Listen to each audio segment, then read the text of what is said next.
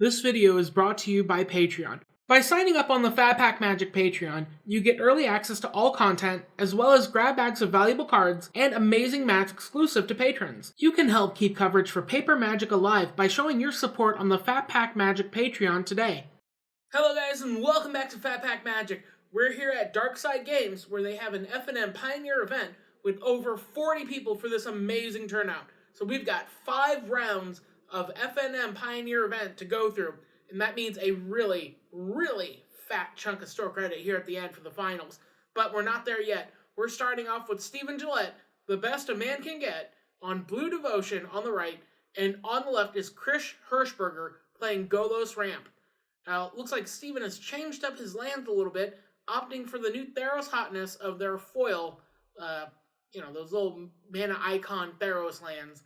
And here comes a Thassa's Oracle. And sure, she's going to kind of make the draws a little bit better, but honestly, I feel like this is one of the weakest cards in the Blue Devotion deck. I feel like it's really underpowered for the mana cost. It should have been something like a Seagate Oracle, where you get to put one to your hand and the other on the bottom, equal to your devotion. Honestly, it wouldn't have been that overpowered to just give it a draw ability.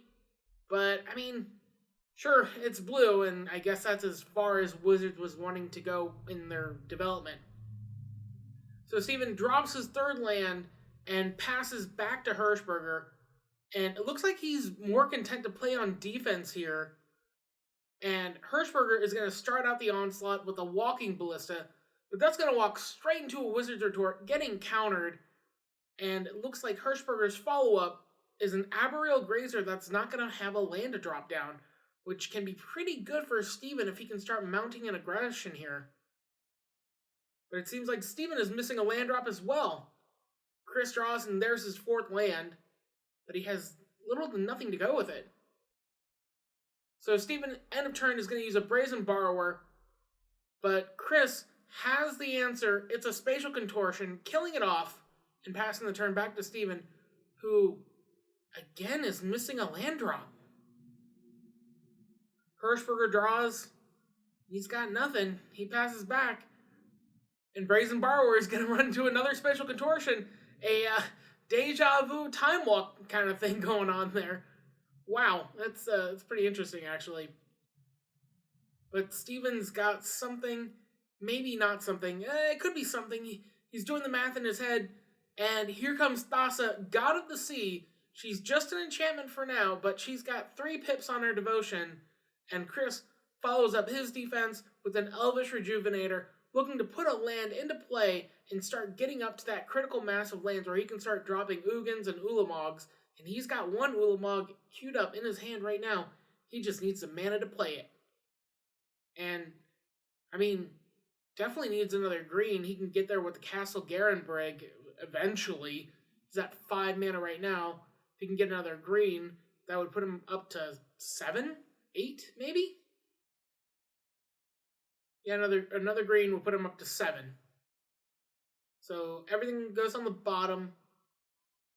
And I mean, this is a really strange turn of events here, because Steven, normally what you want to do with the Blue Devotion deck is you want to kind of control the board just a little bit and get to where you can start making aggressive plays. However, Steven seems kind of throttled here, mainly by his mana constrictions. And even that Nykthos is only going to generate 3 blue mana, so he needs a little bit more devotion to make it work, and to be able to start hitting in with that Thassa the Sea God. But Hirschberger is dropping a little bit of an answer here. It's a Perilous Vault, and Steven has an answer of his own. Looks like we're going to see maybe a counterspell? Is it a counterspell?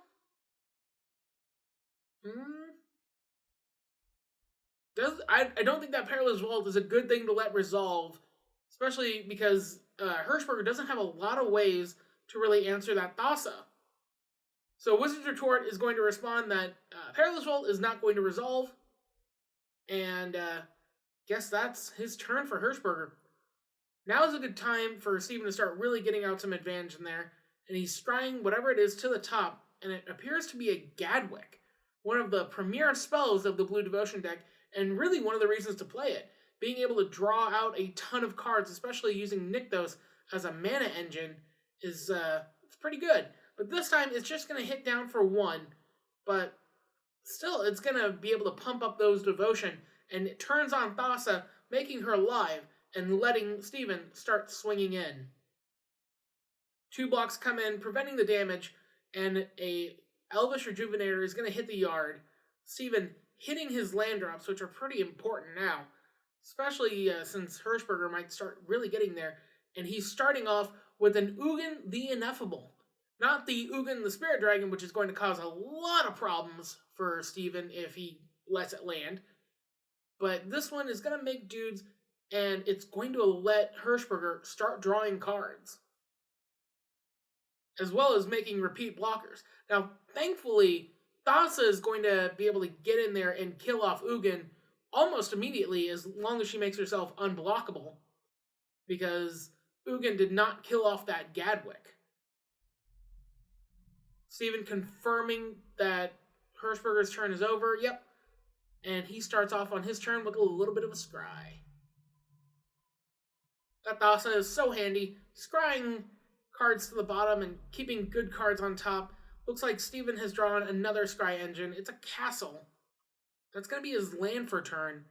Now, the question is, how much of a threat does he believe Ugin to be? Because he can make that Thassa unblockable right now and crush it out of the way and prevent Hirschberger from drawing more cards.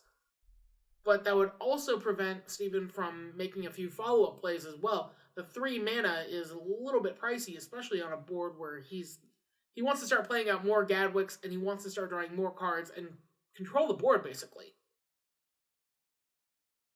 So he's crashing in everything at Hirschberger, and that is 8-9 damage, and almost everything's going to be able to be chump blocked. Steven isn't afraid of losing anything.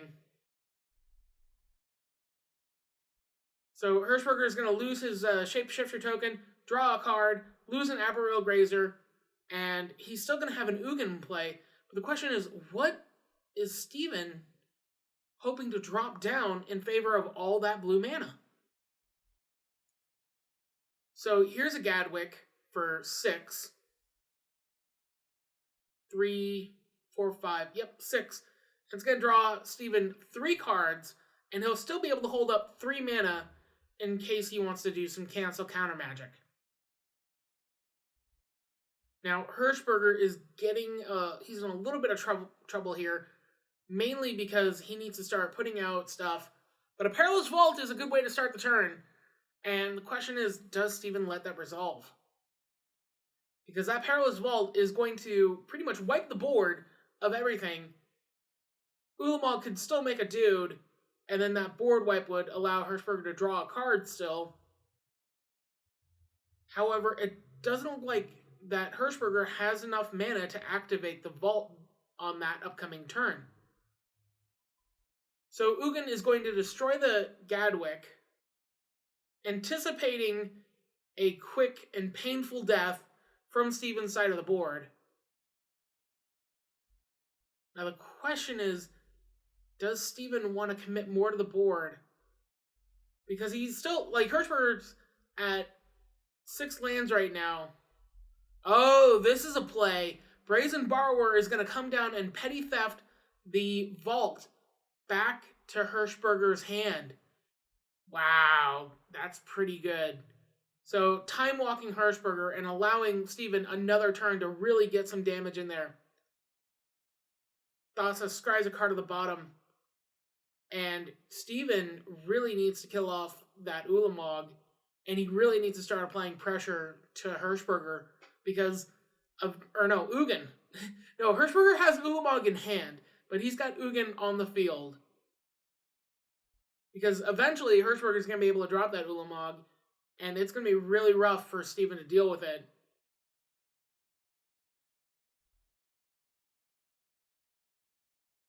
So he needs 2 blue pips to make Thassa able to attack.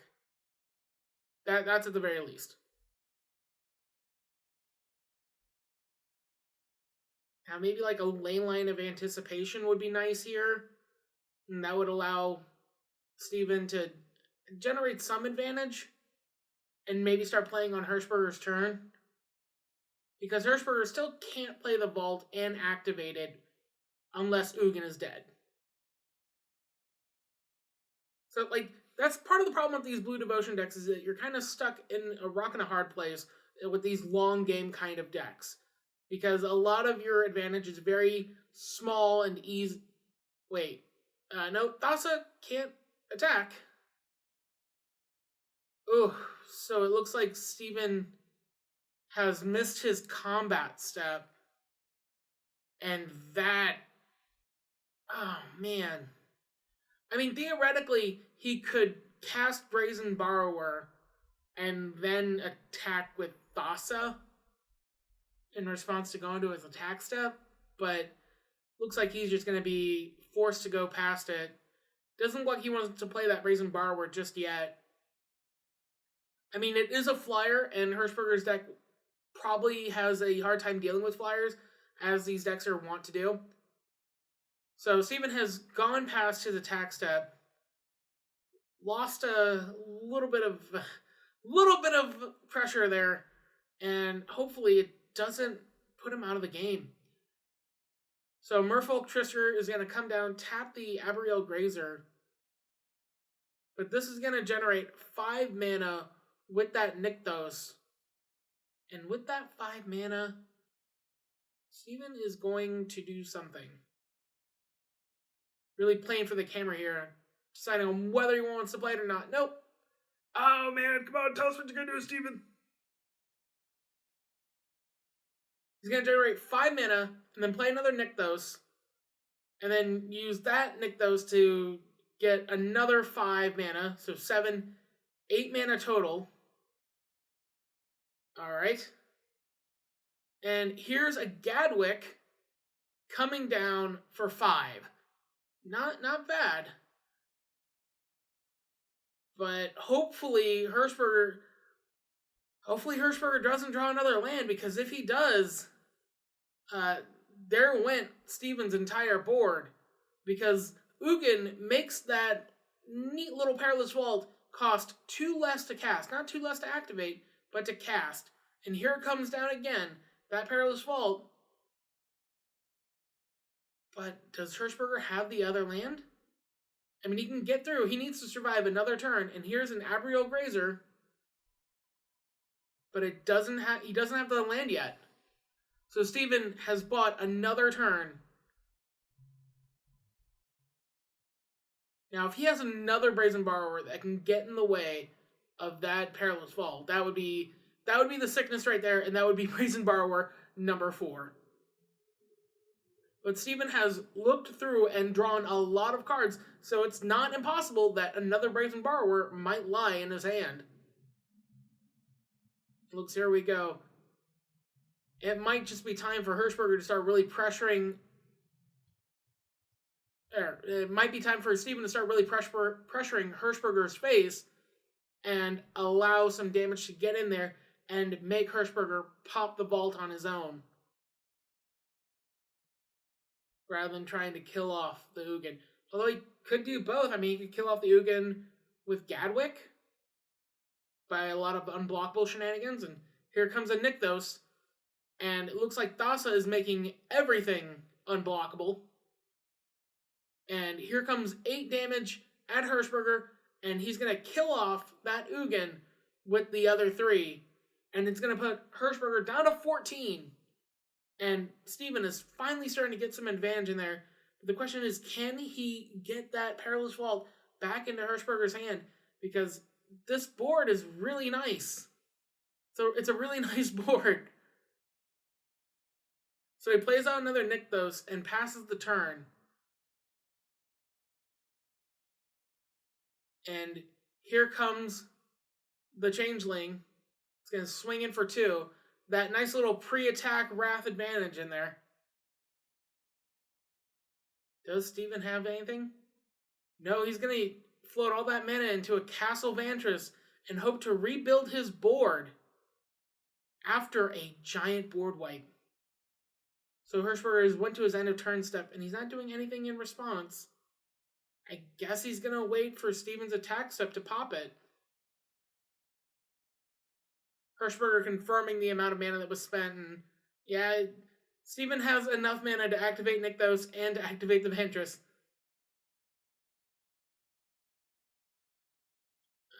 He's not drawing it, he's scrying it. Looks like it's going to his hand. I mean, if he doesn't have anything, he's just got to make him pop it. And that's going to really suck to lose that much of an advantage. And he can't play out anything beforehand either and use up all that juicy Nykthos mana. He's going to go to combat. He's going to go to attack. He's not going to use that unblock ability because he doesn't want to waste the mana on it. He knows that Vault is popping. The Vault is not popping. Hirschberger is just going to take 3 and go down to 11. I guess he wants to prevent Steven from playing out anything more this turn, which might be a wise idea. Steven moves to discard, but the Vault is going to go. Oh man, and Hirschberger basically time-walked Steven, forcing him to not play anything after, and that is really rough. Steven having to discard down to hand size, and now his Nykthos is a little bit weakened. But Steven still has a Brazen Borrower waiting in the wings, waiting to start crashing in there. But here's a Cavalier of Thorns that's going to get retorted. A little bit of Wizard Retort, preventing Hirschberger from getting a more land advantage. But a Gilded Goose is going to come down as well, and that'll put him up a little bit of mana. Question is, can he get to Ulamog territory? Now, 2 blue mana means that he's going to put down the Merfolk Trickster over the Brazen Borrower, I guess. I guess he wants to keep the Goose tapped? It's an interesting play. I mean, I think that a 3-1 is a lot better than a 2-2, especially when he's that close to being able to finish off the game. But maybe Steven has something up his sleeve, because that Trickster is going to get in there for 2 damage, bringing Hirschberger down to 9, and then playing out a Leyline of Anticipation. Although, sometimes I feel like that card is superfluous in this kind of deck, because a lot of Steven's deck is mostly flashy.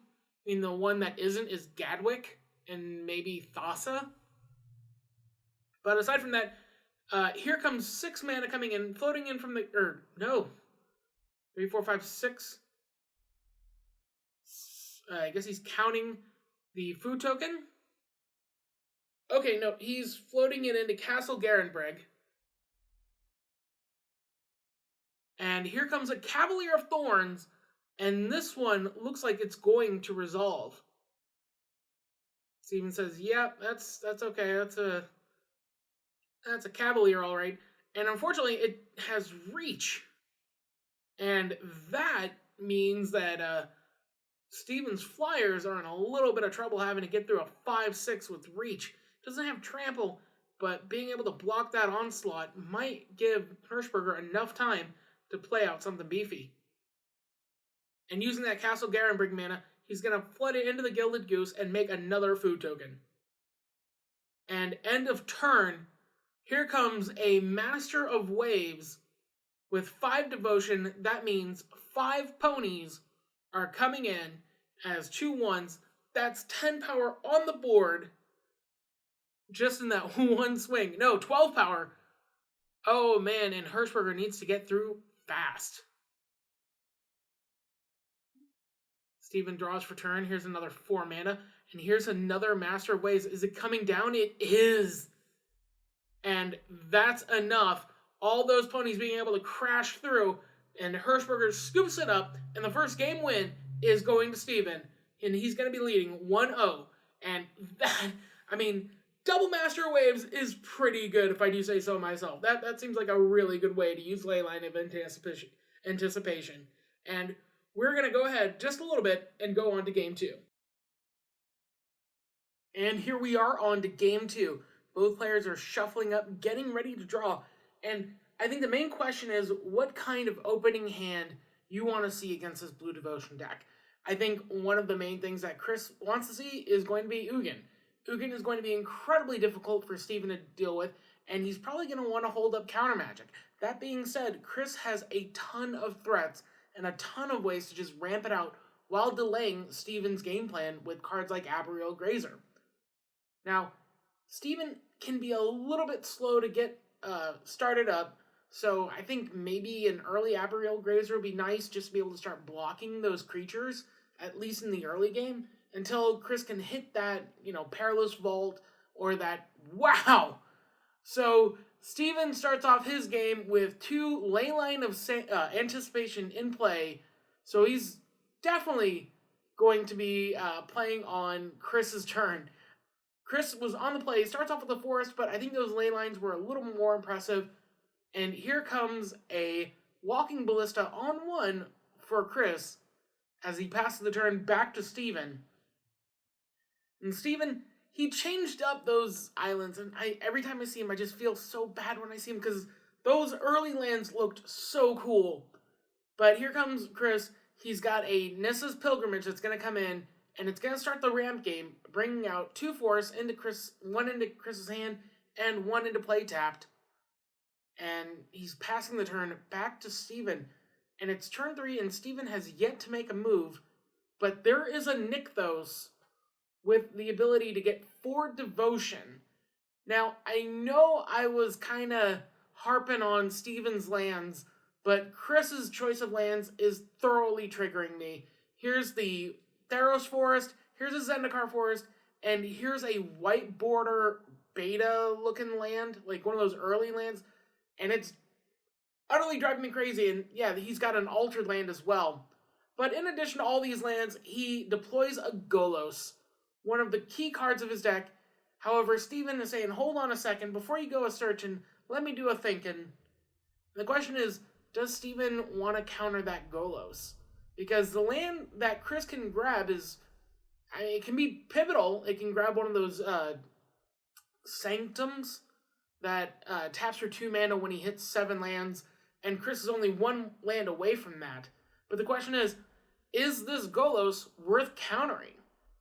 Is it enough of a threat for Steven's game plan? I would say no. I would be more primed to worry about something like an Ugin, but Steven doesn't really have much of a game plan here at the moment. He's got nothing to put out, so he just wants to prevent Kris from getting to that critical mass of lands. Here's a 4th land for Steven, and kind of all sectioned out to the side there. With the, I keep confusing the lands for the ley lines. But here's Kris's turn. He's swinging in again with the Walking Ballista. No blocks from Steven. And here comes the follow-up play. 5 mana into a Cavalier of Thorns. A 5/6 creature that can reach. And it's going to reveal the top 5 cards and allow him to put a land into play tapped. And there's a Castle Garenbrig, which is okay, but he's gonna lose a lot of juice there. There's a Walking Ballista and a Ratchet Bomb. Oh, it doesn't go into play tapped. My bad. So Steven, end turn, looks like either Nykthos mana. Looks like that's gonna be it. Nykthos mana, and here's a Thassa's Oracle and a Calliope. Calliope? Yeah, wait, what? Okay, yeah, he can do that. It only takes 2 to activate the Nykthos. But here's a Thassa's Oracle that's going to help out Steven's draw for the next turn. But that Calliope, am I saying that right? Calliope? I think Calliope sounds just way too much emphasis on the C. But this creature, she's going to have 8 power going in. And she's going to make it so that Walking Ballista is going to have to pay mana to start shooting stuff. Although all of his creatures are more toughness than the Walking Ballista has counters. So I don't think that's going to be a relevant issue at the moment. But Steven's got a big, fat beater on the field. And Kris looks like a tasty target. And there's a Master of Waves in Steven's hand. And in the previous game, Master of Waves was just able to really do it. And with 8 devotion, that means that Steven is going to have a bunch of ponies coming into play. The only thing is, that walking ballista can be a bit of a problem. So here's Steven activating Nykthos to get 8 mana. I don't think he can play the walking ballista, the Master of Waves yet. He has to bait out that walking ballista before he plays the Master of Waves, because that's just going to be a big old feel bad. So here's Gadwick, and it looks like he's going for 5. And that's going to be a pretty juicy draw. A lot of lands in that draw, though, so, I mean, Steven doesn't really need to hit land drops at this point in the game. What he really needs is another Wizard's Retort, because it's basically counterspell with Gadwick on the field. Although a Brazen Borrower might be a nice play here to keep the, to let that Calliphy really jam in there for an additional 3 points of damage. And it looks like an Aether Spout, or Aether Gust, is going to either put that Cavalier on the top or on the bottom, which is Kris's choice, which I really don't like. I really don't like that Aether Gust card. I mean, having it be the opponent's choice as to whether it goes to the top or bottom feels so wrong. But here's Calliphy coming in, doing damage, dealing a whole whopping 3, 4, 5, 6, 7, 8, 9, 10, 11, and then 1 from the Thassa's Oracle, 12 damage. But here's Ugin. Wow. Oh, man, and this might just be a blowout as Steven evaluates the cards that he has in hand. And Ugin exiling everything with CMC. It looks like 3 or less. No, 4 or less, because it's going to hit those ley lines of anticipation, meaning that Steven can no longer play on Kris's turn. And that Ugin is going to be able to snipe down every card that Steven plays. Holy crap, those Master of Waves suddenly became pretty much duds in Steven's hand. Nykthos now not able to generate a ton of mana, and Ugin is going to be quickly ticking up, dealing damage to Steven as it prepares to ultimate and gaining a bunch of life and drawing a bunch of cards. But you might just want to keep the Ugin alive. You might not want to be greedy and just... You might want to, be a little bit greedy and keep it past the ultimate. Just because using all those counters to pretty much board wipe Steven is preventing him from doing anything. He needs a bounce spell, like a Brazen Borrower, to put that Ugin back to hand and maybe get back in this game. But as it stands right now, Kris is keeping up the pressure with a Cavalier of Thorns coming in with a 5-6 beater, and he's going to be able to start pumping that walking ballista to start shooting down anything Steven can get in there. Kris revealing a land that's going to come into play and a bunch of cards that he doesn't really care about. And using the excess mana, he's going to maybe pump the walking ballista? I don't know. He's tapping his mana. He's got Castle Garenbrig to add 6 mana to his... He's going to decide not to pump into ballista, I guess. So he passes the turn back to Steven, and Steven is looking at a grip full of cards, wondering if there's anything he can do in this situation. He basically has to draw something to get rid of that Ugin, and then a counterspell to keep it from coming back down again. Going through his cards. Man, this is a really rough situation for Blue Devotion. And I gotta say, I feel like that Wizard's Retort against that Golos is going to be a lesson for Steven. And here comes a Gadwick, drawing a single card, hoping it's a Brazen Borrower. And it's unfortunately just another target for Ugin to shoot at rather than Steven's face. Oh man, that's got to be rough. I really, for Steven's sake, I really wish he would have held on to that Wizard's Retort. But maybe next game he's going to be a little bit more wiser with it. And that's if there's still a chance for Steven. It's quickly dwindling.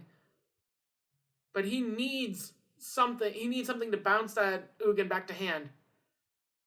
So Cavalier of Thorns is going to come crashing in for 5 damage. This is going to bring Steven down to 9.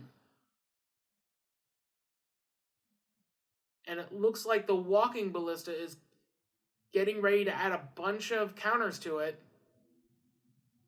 Kris is going to use Nissa's Pilgrimage, and he's got that nice little spell mastery, so he's going to get an extra forest card. Although I don't think it much matters here. Steven is basically banking on being able to draw a Brazen Borrower. That is his only out against this Ugin right now.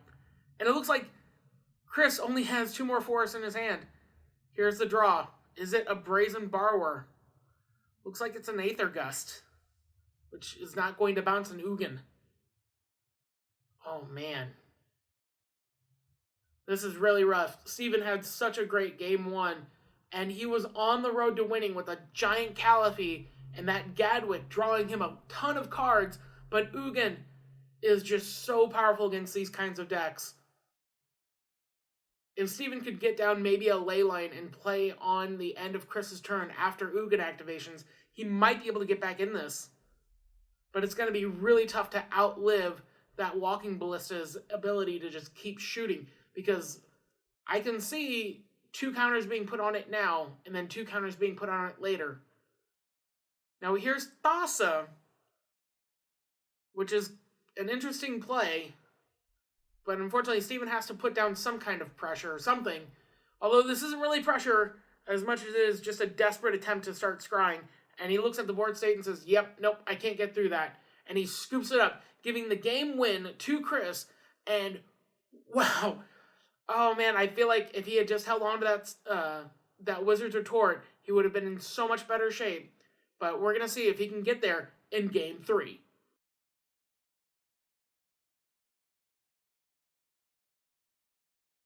All right, here we go. It's Game 3. Both these players are 1-1, and the winner of this match is going to go on to round 2. Wow. I mean, you wouldn't be able to tell it here, folks, but you can feel the intensity of these 2 players, and they're playing with their 100%. You wouldn't even be able to tell that it's round 1 of this match, because they're giving it their all, and I respect that. So it looks like Steven is going to be on the play here, and no Leyline of Anticipation, but a pretty little island. However, Kris is going to follow that up by flinging his Castle Garen Brig at Steven's face, just a little bit cocky. And here comes Steven with that Thassa's Oracle, that magic card that I really dislike. I really feel like Thassa's Oracle should put 1 card into your hand. For a 1/3 for double blue, that's fine. I just feel like Wizards really pulled on the gas on this card when it didn't need to. So here comes Hirschberger. He's playing down that blast zone, and it looks like we're going to see a turn 2 Walking Ballista, and I guess he just doesn't really have anything else to play, so he might as well jam that down while he can. Steven draws for a turn, and he's got Thassa in hand. It looks like he also has a Master of Waves. Is he going to jam it out before? I mean, I don't really feel like there's a reason to jam it out before damage, but he's going to swing in with the Thassa's Oracle and deal 1, and then he's going to play the actual Thassa, God of the Sea, who's going to start really helping manipulate his draws, being able to scry 1, and have a little bit of utility by making creatures unblockable. Nissa's Pilgrimage is going to come out for Hirschberger, and he's going to find 2 forests that don't match, and 1 is white border, and pass the turn to Steven, who's going to scry 1 and put it to the bottom. And I think Thassa is pretty good in these kind of decks.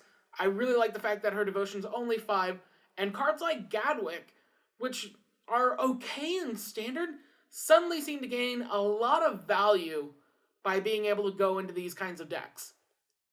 Thassa swings in for 1 and brings Hirschberger down to 18, with that Walking Ballista kind of looking like a pretty trophy rather than actually doing anything, as Steven passes the turn back to Kris, holding up mana for counter magic or maybe some cute little EOT plays. Kris plays that white border land for turn because he hates me. And looks like he's got a little bit of ramp in there. There's a Llanowar Elves, but really curious is that Ugin. When are we going to see Ugin?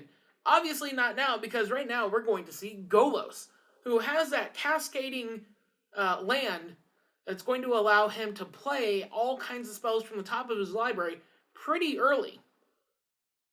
Now he's going to grab that Sanctum of Forsaken Gods, and when he hits his 7th land drop, which could be as early as next turn, he's going to be able to start ramping that for 2 mana per tap. And using that extra mana from that Castle Garenbrig, he's going to bring down Gilded Goose and make a food token. And it's a pretty neat little food token. Looks like like the apple. And end of turn, Steven is going to bait the Walking Ballista with a Brazen Borrower. Kris takes the bait, pinging the Borrower out of the sky, and Steven starts his turn with a Scry. Now, what Steven really needs is a Gadwick and a Nykthos. The question is, I think that was a Nykthos that he drew. I think that's one piece of the puzzle, because Nykthos is going to be able to start jamming out real intense mana and allow Gadwick to outdraw the Hirschburglar. Steven is hanging on. He's got a Summary Dismissal in hand, and Kris is already at critical mass amounts of mana with Steven only pinging him for 2 damage. And these are the kind of matchups that Kris wants. He wants Blue Devotion to kind of stumble around and kind of dirtle a bit without putting much pressure on him.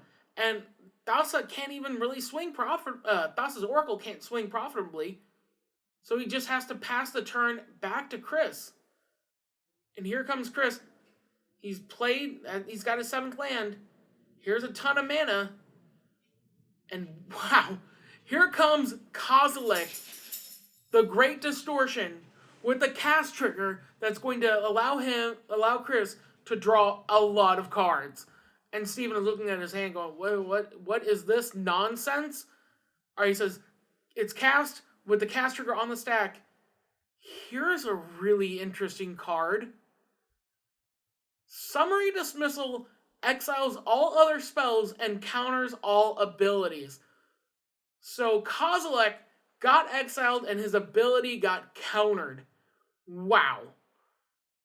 I guess Steven, he was planning for this kind of nonsense. The question is, does he have more counter magic backup to start getting back in there? And on top of that, does he have cards to allow him to pressure what's going on? Thassa scrying, puts a card to the bottom, and Steven needs to be able to play offense and defense at this point. Golos is going to be able to start generating cards from the top of Kris's library. On top of that, Ugin in Kris's hand can be incredibly devastating. So Steven dropping Calliphy, holding up 2 mana, it could be Wizard's Retort mana, and he crashes in for 6 damage, bringing Kris down to 14, finally able to start jamming in some damage, and Calliphy is a juicy little 5/3 attacker. So Kris drops Perilous Vault. Now he doesn't have the mana to cast it and activate it, but next turn he'll be able to wipe the board. I think he's just baiting out counter magic here because he's got Ugin in hand. So this could be something to where he wants to see if Steven's going to drop his counterspell here rather than wait for the Ugin that can really control the board. Steven trying to decide if it resolves. And it looks like it does. Now we're going to the end of turn step. Steven's got 2 blue mana available. And he can't let that Perilous Vault resolve. Well, he can't let it activate, more specifically. And he's got a few turns to actually deal with it. The scry is going to happen now, I guess. Does Steven have a way to deal with that vault? And is it on top of his library? Looks...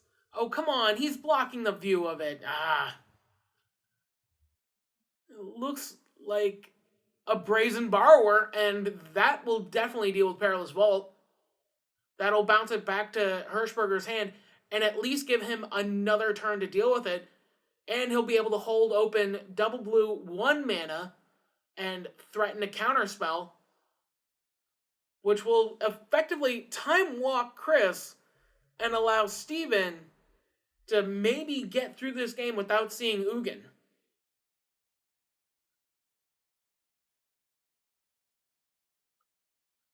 Question is, does he go with the Brazen Borrower first? I mean, he can swing in with Calliphy and Thassa and hope to kind of bait the Golos. The only problem is, if he trades Golos with Calliphy, next turn he's not going to be able to use Thassa unless he casts the Brazen Borrower. I mean, he's in a good position right now. I feel like he can just swing in with the Thassa and the Calliphy, try and jam in some more damage.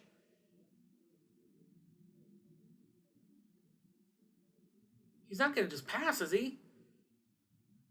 He's deep in the tank here, though. And to be honest, he's in a really hard position because Hirschberger, basically, his whole game plan is to just survive mono red. And unfortunately, blue devotion can be incredibly slower than mono red. And this has just allowed Hirschberger to generate his land count. And now everything he casts at this point in time is just a threat that is insurmountable. So he's using Nykthos. He's going to generate 5 mana, tapping 2 blue. That's 7 blue in his pool. Here comes Brazen Borrower. That's going to bounce the Perilous Vault. He still has 5 blue in hand, or 5 blue mana. He's going to cast the Brazen Borrower. He's got 2 blue left. And he's going to Aether Gust the Gilded Goose. And okay, I mean, I guess I can understand this game plan. And here we go, crashing in. He's trying to put as much damage on the board and get to lethal. And I mean, if Hirschberger doesn't draw another land, then the Perilous Vault is pretty much dead.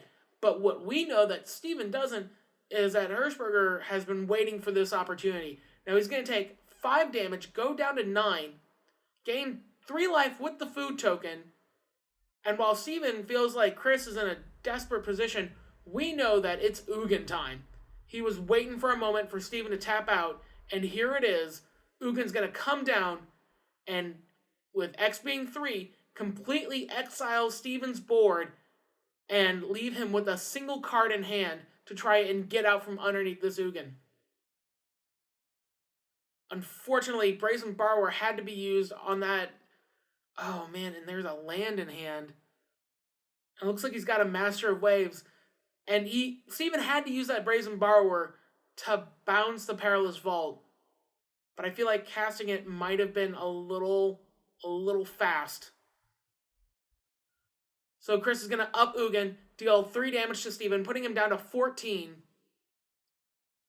And now he can start really getting in there. Here's a lot of mana for a big, fat, beefy Walking Ballista. I mean, he could have used 2 more, but okay, I guess he wants to play in Llanowar Elf as well. But there's a 4/4 Walking Ballista. Steven drawing, and man, he's in such a tough spot here. And not sure why he shuffled. But he's passing the turn back to Kris. And Kris is going to shoot Steven in the face, bringing Steven down to 11. And it looks like Walking Ballista is going to get a double pump here. That's going to make it a 6/6. It's going to deal 6 damage to Steven, bring him down to 5. And then he's got all those counters that he's not going to shoot Steven with. He's going to let him have a draw. He's going to let him draw a card before killing him. And he's so nice. Kris is so nice letting Steven draw a card before shooting him multiple times in the face with that Walking Ballista. And the match win is going to go to Kris with that Ugin just utterly decimating the game. controlling Steven, and blue is supposed to be the control color. That's gonna be it for us this time on Phat Pack Magic. Thank you guys so much for watching. It really means a lot to me. And stay tuned, because we've got more Pioneer action coming, and we're bringing back the Vintage Cube. So make sure you hit that subscribe button and click that notification bell to not miss out on any of my videos. And leave a like, not just for me, but for my players too. And if you like cool behind the scenes footage, come check us out on Instagram. Also, if you guys like this content and you want to support it and keep it happening, check us out on Patreon. We have a bunch of awesome stuff like Unstable Lands, signed by me, cards from my Vintage Cube, and amazing one-of-a-kind playmats like the ones that you saw in this video. As always, thank you guys so much for watching, and may all your packs be fat.